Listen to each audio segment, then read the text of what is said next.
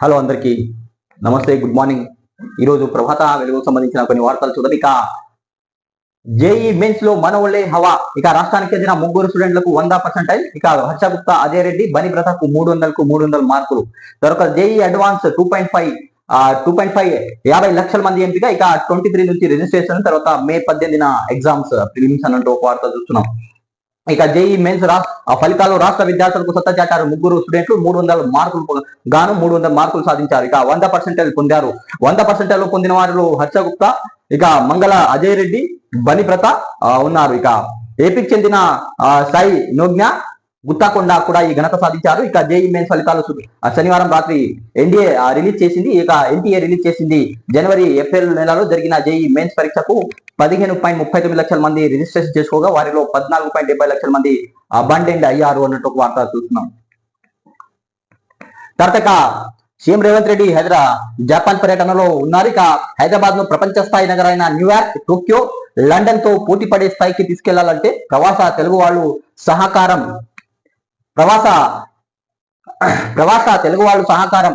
ఆలోచనలు కీలకం. సొంత రాష్ట్రాన్ని అభివృద్ధి చేసుకోవడం ఉన్న ఆనందం అపూర్వమైందని సీఎం రేవంత్ రెడ్డి వ్యాఖ్యానించారు. అక్కడ ప్రవాస భారతీయులకు సంబంధించిన ఆ ప్రోగ్రామ్ లో ఆయన కీలక వాక్యాలను ఇచ్చడం జరిగింది. తర్వాత చెరువులను ఆక్రమిస్తే వదిలేద్దామా? ఇక ఢిల్లీ కాలుష్యానికి చూసైనా మనం గుణపాఠం నేర్చుకోవద్దా? ఇక సీఎం రేవంత్ రెడ్డి మూసి ప్రక్షాళన, అక్రమ కట్టడాలను కూల్చివేతలకు కొందరు అడ్డుపడుతున్నారు. అలాంటి వాటిని కూల్చేయకపోతే ప్రకృతి మనల్ని క్షమించదు. ఇక ఆ పరిస్థితి ఈ ఢిల్లీలో కలుష స్కూళ్లు, ఆఫీసులు, పార్లమెంట్ మూసే పరిస్థితి వచ్చింది. ఇక ఆ పరిస్థితి హైదరాబాద్ కు రావద్దంటే మూసి ప్రక్షాళన కీలకం. రాష్ట్రాభివృద్ధి ప్రవాస తెలుగు వాళ్ళు సహకరించాలని పిలుపు. ఇక జపాన్ లో తెలుగు సమాఖ్య కార్యక్రమంలో ప్రసంగించారు ఆ సీఎం రేవంత్ రెడ్డి. ఇక దేశ రాజధాని ఢిల్లీలో కాలుష్యం వల్ల స్కూళ్లు, ఆఫీసులు, పార్లమెంట్ కూడా మూసివేయాల్సి వస్తుందని పరిస్థితులు వచ్చాయి. ఇక దాని నుంచి మనం గుణపాఠం నేర్చుకోవాలి అవసరం లేదా అని సీఎం రేవంత్ రెడ్డి ప్రశ్నించారు. హైదరాబాద్ కాలుష్య నగరంగా మారవద్దని, ఇందుకు అందరి సహకారం కావాలని కోరారు. ఇక మూసి ప్రక్షాళన, నాలలపై అక్రమాలను తొలగింపు, చెరువులలో అక్రమ నిర్మాణాలు, కూల్చివేతలు వంటి చర్యలు కొంతమంది అడ్డుపడుతున్నారని సీఎం రేవంత్ రెడ్డి మండిపడ్డారు. ఇక అలాంటి అక్రమాలను కూల్చిపోతే ప్రకృతి మనల్ని సమీక్షిస్తుందా? ఇక ఆలోచించండి. హైదరాబాద్ చేపడుతున్న కూల్చివేతలు పర్యావరణ పరిరక్షణ కోసమే. హైదరాబాద్ ను పొల్యూషన్ ఫ్రీగా సిటీగా మార్చుకుందాం, భవిష్యత్తు తరాల ఆరోగ్యానికి వారసత్వంగా అందిద్దామని సీఎం రేవంత్ రెడ్డి పిలుపునిచ్చారు. ఇక రాష్ట్ర యువతకు జపాన్ లో 500 ఉద్యోగాలు. టెర్న్ రాజ్ గ్రూప్ జపనీస్ సంస్థలో టామ్కామ్ ఒప్పందం అన్నట్టు వార్త చూస్తున్నాం. తర్వాత ఇక ఢిల్లీలో కూలిన బిల్డింగ్, 11 మంది మృతి చెందారు. ఇక ఢిల్లీలో 4వ అంతస్తు భవనం మేడాల కూలిపోవడంతో 11 మంది చనిపోయారు, మరో 11 మంది గాయపడ్డారు. ఇక శనివారం తెల్లవారుజామున 3 గంటల శక్తి విహార్ ఏరియాలో ఈ ప్రమాదం జరిగింది అన్నట్టు ఒక వార్త చూస్తున్నాం. తర్వాత ఇక 22న ఇంటర్ ఫలితాలు ఫస్ట్ సెకండ్ ఇయర్ రిజల్ట్ ఒకేసారి ఇస్తున్నట్టు ఇంటర్ బోర్డు ప్రకటించింది. ఇక ఈ నెల 22న ఇంటర్మీడియట్ పబ్లిక్ ఎగ్జామ్ ఫలితాలు రిలీజ్ కానున్నాయి. ఇక ఫస్ట్ ఇయర్ తో పాటు సెకండ్ ఇయర్ రిజల్ట్ ఒకేసారి ప్రకటించనున్నారు. ఈ మేరకు శనివారం ఇంటర్ బోర్డు జరిగిన సమావేశంలో నిర్ణయం తీసుకున్నారు. విద్యాశాఖ మంత్రిగా ఉన్న సీఎం రేవంత్ రెడ్డి విదేశీ పర్యటనలో ఉండడంతో ఫలితాలను డిప్యూటీ సీఎం బట్టి విక్రమార్క రిలీజ్ చేయనున్నారు. ఇక మంగళవారం ఇంటర్ బోర్డు ఆఫీస్ మధ్యాహ్నం 12 గంటల ఆయన ఫలితాలు విడుదల చేయనున్నారు ఇంటర్ బోర్డు అధికారులు తెలిపారు. కాగా ఇక మార్చి 5 నుంచి 22 వరకు రాష్ట్రంలో జరిగే ఇంటర్ పరీక్ష 9.96 లక్షల మంది అటెండ్ అయ్యారు. ఈ నెల 2వ వారంలో వాల్యుయేషన్ ప్రక్రియ కూడా పూర్తి ఉంది. ఇక దీంతో ఫలితాలు ఇచ్చేందుకు ఇంటర్ బోర్డు నిర్ణయం తీసుకుంది. అయితే ఇంటర్ సంబంధించిన అంశాలు ఇక ఫస్ట్ ఇయర్ మరియు సెకండ్ ఇయర్ ఫలితాలు ఒకే దఫాగా రిలీజ్ చేయనున్నారు. ఇక 22న ఆ ఫలితాలు అనేది ప్రకటించనున్నారు. తర్వాత ఇక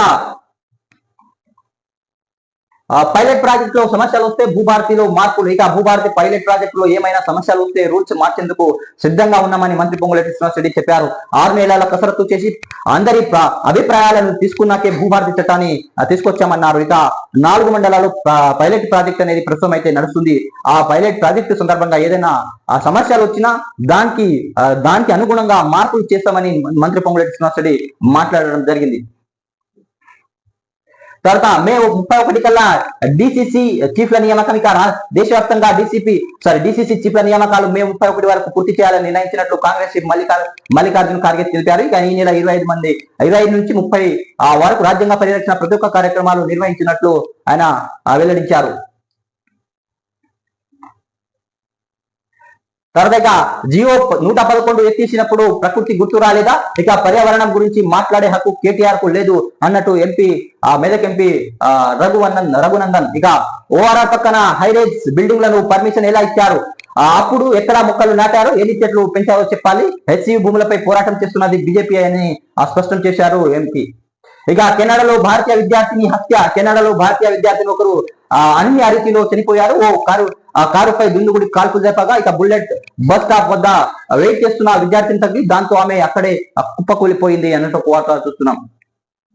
ఇక ఉప ఎన్నికలు వస్తున్నాయి, మేం గెలుస్తాం, హైదరాబాద్ ఎమ్మెల్సీ ఎన్నికలకు బహిష్కరిస్తున్నాం అని పార్టీ వర్కింగ్ ప్రెసిడెంట్ కేటీఆర్ వాక్యాలు. ఇక పార్టీ నేతలకు విప్ జారీ చేస్తాం, ధిక్కరిస్తే సస్పెండ్ చేస్తాం అన్నట్టు కేటీఆర్ వాక్య.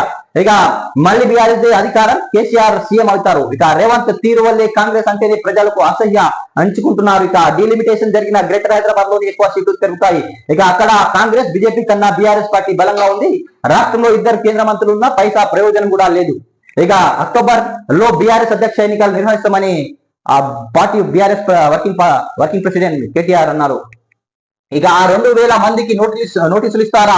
ఇక అలా చేయకపోతే కొందరిని టార్గెట్ చేసినట్టు భావించాల్సి వస్తుంది. ఇక కంచగచ్చిబౌలి భూమి మార్టిన్ ఫోటో వివాదంలో స్మితా సబర్వాల్ మరో ట్వీట్. ఇక పోలీసులు ఇచ్చిన నోటీసులకు వివరణ కూడా ఇచ్చారు ఆమె. ఇక కంచగచ్చిబౌలి భూముల వివాదంలో senior IAS tourism principal secretary Smita Sabharwal వెనక్కి తగ్గడం లేదు. భూములకు సంబంధించిన మార్టిన్ ఫోటోలు ఎక్స్ ట్విట్టర్ లో షేర్ చేయడం, పోలీసులకు నోటీసులు ఇవ్వగా ఆమె శనివారం వివరణ ఇచ్చారు. అయితే ఈ వెంటనే ఎక్స్ లో మరో పోస్ట్ పెట్టారు. చట్టాన్ని గౌరవించే వ్యక్తిగా గచ్చిబౌలి పోలీసులకు ఇక పూర్తిగా సహకరించాను, కానీ ఆ ఫోటోలు నాతో పాటు 2000 మంది పోస్ట్ చేశారు. మరి వారందరిపై ఎలాంటి చర్యలు తీసుకుంటున్నారా? ఒకవేళ అలా చేయకపోతే ఈ వ్యవహారం కొందరికి మాత్రమే టార్గెట్ చేసినట్టు భావించాల్సి వస్తుంది. అది సహజ న్యాయ సూత్రాలకు విరుద్ధం, చట్టం ముందు సమానత్వానికి ఉల్లంఘించినట్లే అని అందులో పేర్కొనడం జరిగింది స్మితా సబర్వాల్.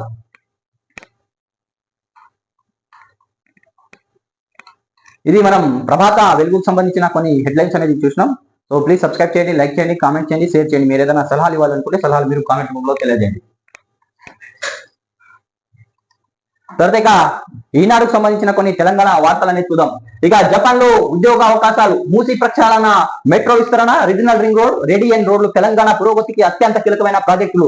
ఇక ఐటీ ఫార్మా రంగాల్లో ఇప్పటికే ప్రగతి సాధించాం. తెలంగాణకు ఓడరేపు లేదు. ఇక అందుకే డైపోర్టు ఏర్పాటు చేసే మచిలీపట్నం నుంచి నేరుగా ప్రతి ఒక్క జాతీయ రహదారి, రైల్వేలను నిర్మించడం ద్వారా రాష్ట్రం ఆటోమొబైల్స్ పరిశ్రమ విస్తరించాలి. సాగునీటి ప్రాజెక్టులే కాదు, పరిశ్రమలు పెరగాలి. ఇక పెట్టుబడులు రావాలి, ఉద్యోగాలు కల్పించాలి. త్యాగాలలో తెలంగాణకు సాధించుకున్నది అందుకే అన్నట్టు సీఎం రేవంత్ రెడ్డి వ్యాఖ్యానించడం జరిగింది. ఇక సీఎం రేవంత్ రెడ్డి సమీక్షంలో ఒప్పంద పత్రాలను చూపుతున్న జపాన్ లోని నియామక సంస్థ టామ్కామ్ ప్రతినిధులు. ఇక తెలంగాణ యువతకు జపాన్ లో ఉద్యోగ అవకాశాలు. ఇక సీఎం రేవంత్ రెడ్డి సమీక్షంలో 2 సంస్థలతో టామ్కామ్ ఒప్పందం. ఇక రాష్ట్రాభివృద్ధి, జపాన్ లోని తెలంగాణ వాసులు ముందుకు రావాలి.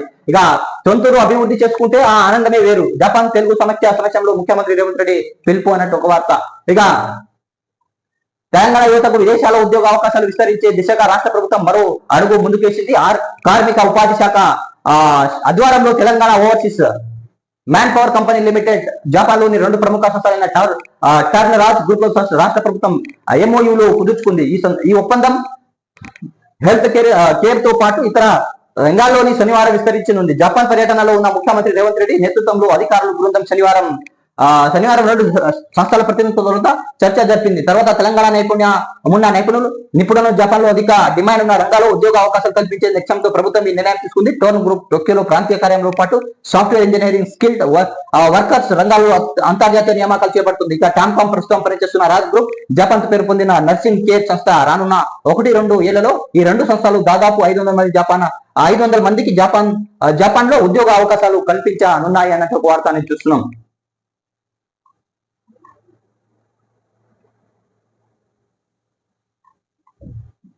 తర్వాత 2,50,336 మందికి జేఈ అడ్వాన్స్ అర్హత. ఇక మెయిన్స్ లో జాతీయ స్థాయిలో 1, 15, 18 ర్యాంకులు తెలుగు రాష్ట్రాలకి. ఇక తొలి 100లో 35 మనవే. ఇక మే 18న అడ్వాన్స్ పరీక్ష. ఇక జూన్ 2న ఫలితాలు విడుదల చేయనుంది ఎన్టీఏ. తర్వాత ఇక ఇంటర్ ఫలితాలు 22న. ఇక ఇంటర్మీడియట్ ప్రథమ, ద్వితీయ సంవత్సర పరీక్షలు ఫలితాలు మంగళవారం వెళ్లాలి ఉన్నాయి. ఈ రోజు ఇంటర్ బోర్డు కార్యక్రమంలో మధ్యాహ్నం 2 గంటల సరే 12 గంటల ఉప ముఖ్యమంత్రి బట్టి విక్రమార్క ఫలితాలు విడుదల చేస్తారు ఆ రోజు. తర్వాత బోర్డు కార్యదర్శి కృష్ణ ఆదిత్య శనివారం ప్రకటనలు తెలిపారు. దాదాపు 9.50 లక్షల మంది విద్యార్థులు పరీక్షలు రాశానన్నారు. ఇక www.tgbi.cgg.gov.in అనే ఇంటర్ బోర్డు వెబ్సైట్ తో పాటు www.inaadu.net ఈనాడు ప్రతిభ.net ద్వారా ఫలితాలు తెలుసుకోవచ్చని కార్యదర్శి సూచించారు అన్నట్టు ఒక వార్త చూస్తున్నాం. ఇది ఈనాడు పేపర్ కి సంబంధించిన కొన్ని హెడ్లైన్స్ అనేది చూసాం. సో ప్లీజ్ సబ్స్క్రైబ్ చేయండి, లైక్ చేయండి, కామెంట్ చేయండి, షేర్ చేయండి. మీరు ఏదైనా సలహాలు ఇవ్వాలనుకుంటే సలహాలు మీరు కామెంట్ రూపంలో తెలియజేయండి. Thanks for watching RM news. Please support చేయండి.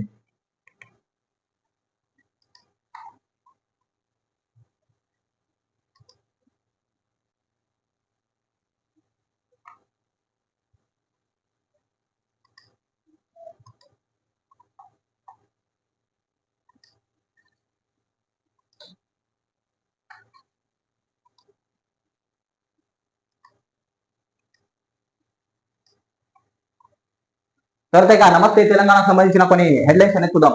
ఇక కంచగచ్చిబౌలి భూములు ముమ్మటికి పర్యావరణ విధ్వంసమే ఇక అభివృద్ధి చేస్తామని నాశనం చేస్తున్న సర్కార్ ఇక అటవీ సంపదపై దాడిని ఇకనైనా ఆపివేయాలి. సుప్రీంకోర్టులో ఆదేశాలను అమలు చేయాలి. అసలు అటవీ పునరుద్ధరించాలి. 67 మంది విశ్రాంతి సివిల్ సర్వెంట్లు బహిరంగ లేఖ రాశారు అన్నట్టు ఒక వార్త. ఇక సంతకం చేసిన వారిలో ప్రధాని, మాజీ సలహాదారుడు, ఇక మాజీ డీజీపీ, మాజీ home secretary, IAS, IPS, IFS, IRS అధికారులు అన్నట్టు ఒక వార్త చూస్తున్నాం. ఇక రేవంత్ పర్యావరణ ప్రవచనం. ఇక కాలుష్యం భారీగా పెరిగి ఢిల్లీ నగరమే స్తంభించిపోయింది. హైదరాబాద్ కాలుష్యాన్ని కూడా అలాగే వదిలేద్దామా? ఇక ఢిల్లీ నుంచి గుణపాఠం నేర్చుకోకపోతే ప్రకృతి క్షమించిస్తా. ఇక జపాన్ తెలుగు సమైక్య ఆత్మీయ సమావేశంలో రేవంత్ ఇక 2,000 మందికి నోటీసులు ఇస్తారా? ఇక వారందరిపైన అలాంటి చర్యలు తీసుకుంటున్నారా, లేకపోతే కొందరికి టార్గెట్ చేశారని అనుకోవాలా? గచ్చిబౌలి పోలీసులకు ఐఏఎస్ స్మితా సబర్వాల్ ప్రశ్నలు. ఇక బట్టి చెప్పిన వట్టి మాటలే. ఇక హెచ్సియు విద్యార్థులపై కేసులు కొట్టేస్తామని ప్రకటన. 2 వారాలు దాటిన పోలీసులు అందని ఆదేశాలు. అక్రమ కేసులు వెంటనే కొట్టేయాలని విద్యార్థులు డిమాండ్.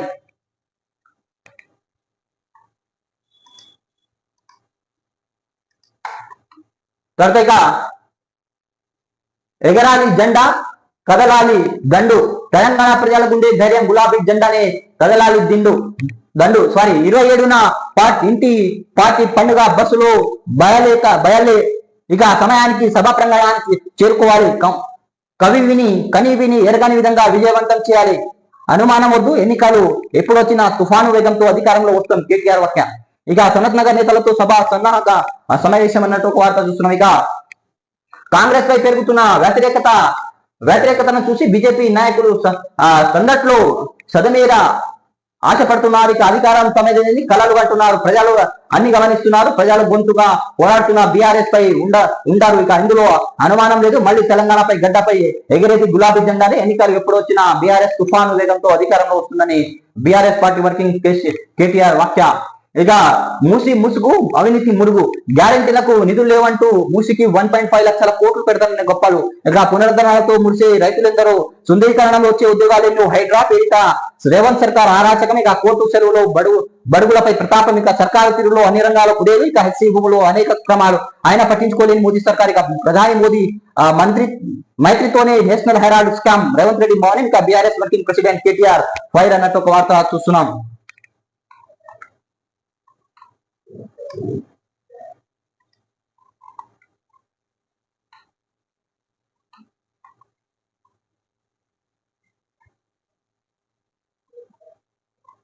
తర్వాత ఇక స్టాక్ మార్కెట్ లో నష్టాలతో యువకుడి ఆత్మహత్య.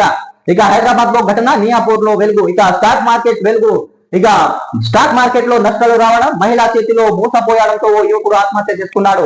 ఈ సంఘటన మియాపూర్ పోలీస్ స్టేషన్ పరిధిలో చోటు చేసుకుంది. వనపర్తి జిల్లా చిన్నబాయి మండలం పెద్ద దగడ గ్రామానికి చెందిన భరత్ కుమార్ కుటుంబంతో కలిసి సిటీలోని ఎంఏ నగర్ నివసిస్తున్నారు. కూలీ పనులు చేసుకుంటూ కుటుంబాన్ని పోషిస్తున్న అతడి కుమారుడు గణేష్ 26లో లోన్ యాప్ క్రెడిట్ కార్డు ద్వారా పెద్ద మొత్తంలో అప్పులు తీసుకున్నాడు. ఆ డబ్బులను స్టాక్ మార్కెట్ లో పెట్టి పెద్ద మొత్తంలో నష్టపోయాడు. ఇదిలా ఉండగానే గణేష్ గతంలో మేడ్ ల్యాబ్ కంపెనీలో జాబ్ చేసి మానేశారు. ఇటీవల ఓ మహిళ మేడ్ ల్యాబ్ కంపెనీ నుంచి కాల్ చేస్తున్నామని కంపెనీ వాచ్ కోసం సందర్భంగా ఆఫర్ లో ₹1,00,000 ఫోన్ 25,000కి అందిస్తున్నామని చెప్పి ఇది కేవలం కంపెనీ ఉద్యోగులకు మాత్రమే అని చెప్పడంతో నమ్మి ఇక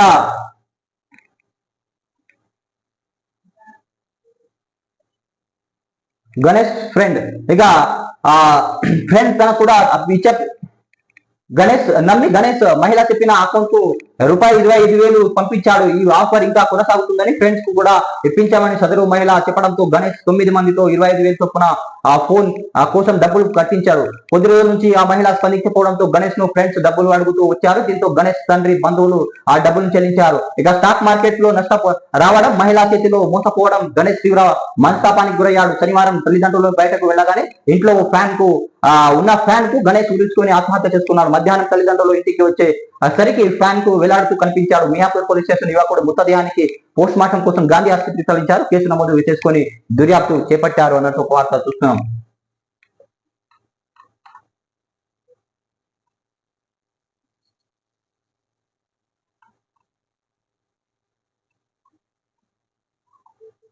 ఇక ఈ ఏడాదిలో పూర్తి స్థాయిలో ఇందిరమ్మ ఇల్లు 4.5 లక్షల ఇళ్లను నిర్మించాలని లక్ష్యం. ఇక 1,12 లక్షల క్యూబిక్ మీటర్ల ఇసుక అవసరమని అంచనా. ఇక జిల్లాల వారీగా ఇసుక వివరాలు, మైనింగ్ ఇచ్చిన హౌసింగ్ శాఖ. ఇక లబ్ధిదారుల ఉచితంగా ఇసుక కూడా సరఫరా అన్నట్టు ఒక వార్త చూస్తున్నాం. ఇక ఇందిరమ్మ ఇల్లు స్కీమ్ ఈ ఆర్థిక సంవత్సరంలో స్పీడ్ కానుంది. గత ఏడాది కేవలం 71,000 మంది లబ్ధిదారులకు ఇళ్లను మంజూరు చేయగా ఈ ఏడాది పూర్తి స్థాయి నియోజకవర్గానికి 3,500 ఇళ్ల చొప్పున ఇళ్లు శాంక్షన్ చేయాలని ప్రభుత్వం నిర్ణయించింది. ఇందులో భాగంగా 119 నియోజకవర్గాలకు 3,500 ఇళ్లను చొప్పున 4,16,500 ఇళ్లు సీఎం కోటా కింద మరో 33,500 ఇళ్లను మంజూరు చేయనుంది. ఇక ఇందుకు సంబంధించిన ఇసుక, సిమెంట్, ఐరన్ వంటి అంశాలపై ప్లాన్ రూపొందించారు. రాష్ట్రంలో ఈ ఆర్థిక సంవత్సరంలో మొత్తం 4.5 లక్షల ఇళ్ల నిర్మాణానికి 1.12 కోట్ల క్యూబిక్ మీటర్ల ఇసుక అవసరమని హౌసింగ్ అధికారులు అంచనా వేశారు. ఒక్కో ఇంటి నిర్మాణానికి 25 క్యూబిక్ మీటర్లు అంటే 8 ట్రాక్టర్లు ఇసుక అవసరమని చెప్తున్నారు. జిల్లాల వారీగా ఇసుక ఎంత అవసరమో తెలుపుతూ మైనింగ్ డిపార్ట్మెంట్ లో హౌసింగ్ కు అధికారులు వివరాలు అందజేశారు. ఇటీవల హౌసింగ్ అధికారులతో mining MD Sushil Kumar review meeting నిర్వహించారు. గత ఆర్థిక సంవత్సరంలో చివరికి క్వార్టర్ 25 లక్షల, ఇక ఏడాదికి వరుసగా 3 క్వార్టర్లు 25 లక్షల క్యూబిక్ మీటర్ల ఇసుక చొప్పున 75 లక్షల క్యూబిక్ మీటర్ల ఇసుక, చివరికి క్వార్టర్లో 12 లక్షల క్యూబిక్ మీటర్ల ఇసుక అవసరం అని జిల్లాల వారీగా వివరాలు మైనింగ్ శాఖ అందజేశారు. ఇప్పటికే ఇందిరమ్మ ఇల్లు నిర్మాణానికి ఇసుకను ఉచితంగా సరఫరా చేయాలని సీఎం రేవంత్ రెడ్డి తాజాగా ఇసుక రివ్యూ నుంచి లబ్ధిదారులకు ఇంటి వరకు ఉచితం ట్రాన్స్పోర్ట్ చేయాలని ప్రభుత్వం కూడా నిర్ణయం తీసుకుంది. ఇక సిమెంట్ కంపెనీ త్వరలో ఒప్పందం. ఇక ఇందిరమ్మ ఇళ్ల లబ్ధిదారులకు ఇప్పటికే ఉచితంగా ఇసుక సరఫరా చేస్తుండగా మార్కెట్ రేట్లు పోలిస్తే తక్కువ ధరకు సిమెంట్ కూడా సరఫరా చేయాలని ప్రభుత్వం నిర్ణయించింది. ఉమ్మడి రాష్ట్రంలో ఇందిరమ్మ ఇళ్లు నిర్మాణానికి తెలంగాణ రాష్ట్ర ఏర్పడక డబుల్ బెడ్రూమ్ ఇళ్లు నిర్మాణానికి కూడా ప్రభుత్వం చర్చ జరిపి మార్కెట్ రేటు కన్నా తక్కువ ధర సిమెంట్ సరఫరా చేశారు. ఇప్పుడు కూడా అదే విధానం పాటించాలని ప్రభుత్వం నిర్ణయించిందని తెలుస్తుంది. ఇక 2వ విడత లబ్ధిదారులకు ఈ నెల 30 కల్లా పూర్తి చేయాలని ఇటీవల కలెక్టర్లతో నిర్వహించిన సమావేశంలో సీఎం రేవంత్ రెడ్డి ఆదేశించారు అన్నట్టు ఒక వార్త అనేది చూస్తున్నాం. ఇది ఇందిరమ్మ ఇళ్లకు సంబంధించిన అంశాలు. 4.5 లక్షల ఇళ్లు నిర్మించాలని ప్రభుత్వం అనేది లక్ష్యంగా పెట్టుకుంది. అదేవిధంగా ఆ ఇళ్లకు ఉచిత ఇసుక కూడా సరఫరా చేయాలని ప్రభుత్వం అనేది నిర్ణయం తీసుకుంది. తర్వాత బండి సంజయ్ నీ హోదాకు తగ్గట్టుగా మాట్లాడవు మాజీ ఎంపీ అంజన్ కుమార్ యాదవ్ విమర్శ. సోనియా కుటుంబం డూప్లికేట్ గాలిలో అంటూ కేంద్ర మంత్రి బండి సంజయ్ విమర్శించడానికి మాజీ MP PCC working president Anjan Kumar Yadav తప్పుపడ్డారు. ఇక శనివారం హైదరాబాద్ లో ఎమ్మెల్యే క్వార్టర్ లో మీడియాతో ఆయన మాట్లాడు కేంద్ర మంత్రి ఉన్న బండి సంజయ్ హోదా మర్చి కళ్ళు తాగి కోతిలా మాట్లాడుతున్నారు. ఇక ఫైర్ అయ్యారు. దేశం కోసం వేల కోట్ల ఆస్తులు త్యాగం చేసిన ఆ కుటుంబం సోనియాది. ఇక బీజేపీ నేతల మాత్రం అదాని అంబానీ వేల కోట్ల రూపాయలు రుణమాఫీ చేసి అందులో నుంచి కమిషన్లు తీసుకుంటూ అవినీతి చరిత్రను మూటగట్టుకున్నారు ఆరోపించారు. మజ్లిస్ తో రాత్రి పూట మాట్లాడుకునే చరిత్ర బీజేపీ నేతలందరూ విమర్శించారు. అంబేద్కర్ దేవుడా అని కేంద్ర హోంమంత్రి అమిత్ షా విమర్శించే ఇక్కడ కేంద్ర మంత్రి కిషన్ రెడ్డి మాత్రం అంబేద్కర్ విగ్రహాన్ని పాలాభిషేకం చేశారని ఎదువా చేశారు. ఇక బీజేపీ నేతలు బయటకు రాముడిలా లోపల రావణశివుడిలా మాట్లాడుతున్నారని సహించేది లేదని అంజన్ కుమార్ యాదవ్ హెచ్చరించడం జరిగింది.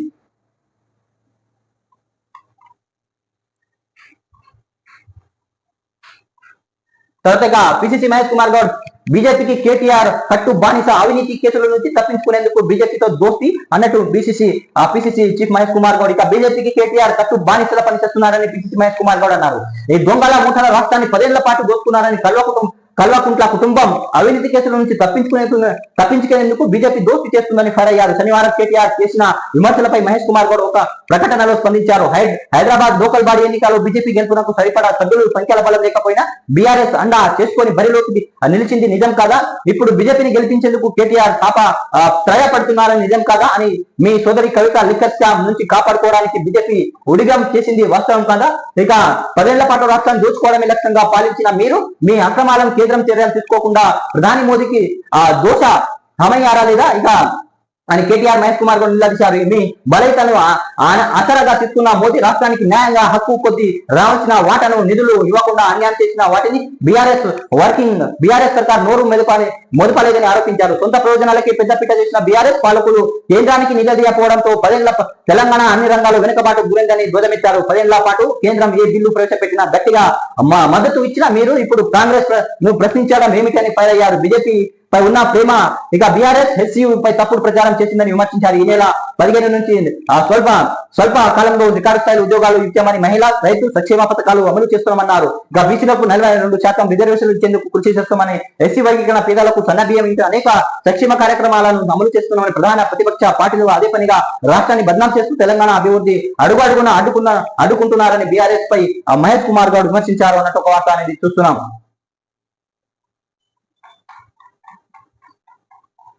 ఇది ఈ రోజు మనం మెయిన్ గా కొన్ని హెడ్లైన్స్ అనేది చూసినాం. ప్రభాత వెలుగుకు సంబంధించిన అంశం, తర్వాత ఈనాడు పేపర్కి సంబంధించిన కొన్ని తెలంగాణ వార్తలు, అదేవిధంగా నమస్తే తెలంగాణకు సంబంధించిన కొన్ని తెలంగాణ వార్తలను చూసినాం. సో ప్లీజ్ సబ్స్క్రైబ్ చేయండి, లైక్ చేయండి, కామెంట్ చేయండి, షేర్ చేయండి. మీరు ఏదైనా సలహాలు ఇవ్వాలనుకుంటే సలహాలు మీరు కామెంట్ రూపంలో తెలియజేయండి. Thanks for watching. Please subscribe చేయండి, సపోర్ట్ చేయండి.